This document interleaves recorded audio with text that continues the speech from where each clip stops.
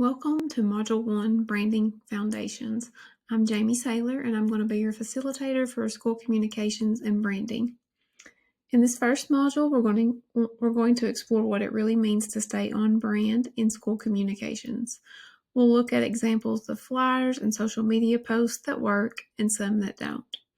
And you'll get hands-on practice applying your school's brand kit and templates.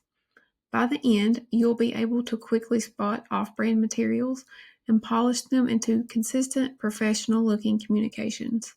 So let's dive in and start building a strong branding foundation together. For this course, I've created a fake school. I'm going to call it Victory Public Schools.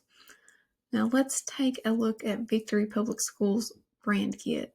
Now, this isn't the kind of full-scale, all-inclusive brand kit that you might see in a large company with pages of rules, photography styles, and tone guides. Instead, this is a more simple, streamlined version, something practical for school districts to start with. Here you can see the basic building blocks, logos in different versions, so they work on light and dark backgrounds. And it's important to note that a logo may have several colors in its original state, and it's never appropriate to change the colors. You can only change it to black or white and still be considered on brand. A color palette with just 4 main colors, and in this case we have navy, a dark gray, a white, and a lighter gray accent, and then 2 fonts, which are Playfair Display and Proxima Nova for body text. Even though it's simple, these elements are laid out to create a foundation. It means that every flyer, every social media post or newsletter can look consistent and professional.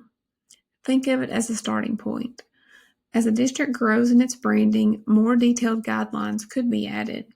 But for now, this gives us enough structure to make sure our communication feels unified and recognizable across platforms.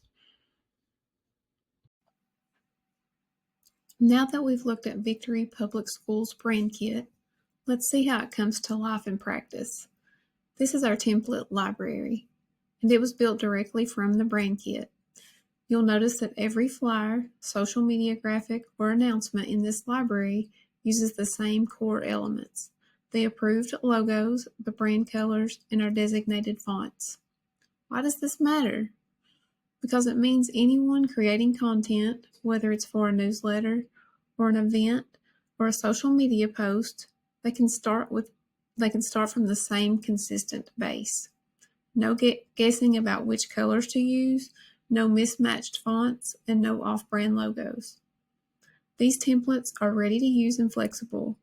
You can simply drop in your photos, update the text, and instantly have a polished communication piece that looks like it belongs to Victory Public Schools. The best part is consistency across platforms. Whether a parent sees a flyer in their child's backpack, a Facebook post, or a newsletter in their email, it looks and feels the same. That's how you should build recognition, trust, and professionalism in school communications. So as you move through your assignments, remember, this template library is your shortcut to staying on brand while saving time. Now let's take a look at some on-brand and off-brand examples of communication. So first we have this Literacy Night event. The off-brand flyer on the left is crowded with casual, unclear language, like "Come to super fun lit night," even though it's probably meant to be cute or catchy. It isn't appropriate for families and staff. We'll talk more about communication clarity in Module 3. On the right, the on-brand design uses clear, professional language with consistent fonts and branding for a polished look. In this example, we have teacher recognition. So the off-brand example on the left uses playful fonts, clip art style borders, and inconsistent colors, which weakens the professionalism of the message. On the right, the on-brand design uses our logo, our brand colors and fonts, presenting a strong and respectful recognition piece. It's always important to remember that while it's easy to have someone send you a selfie or a picture that they've taken with their family, You'll get the most impact by taking the time to ask for a professional headshot, or maybe just run to their classroom or wherever they may be and get a picture of them in action. It just shows a little more professionalism and that you're taking the recognition seriously. In our last example, we have the snow day announcements. So on the left, we have a message that is very plain and lacks visual consistency with our brand. It uses random snowflake graphics and it really just doesn't feel professional.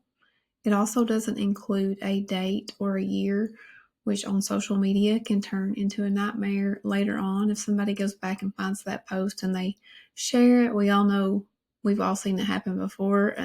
Everybody thinks it's a new post and it causes a lot of chaos. And then on the right, we have the announcement that follows brand colors and fonts and uses a clear layout that feels polished and looks trustworthy.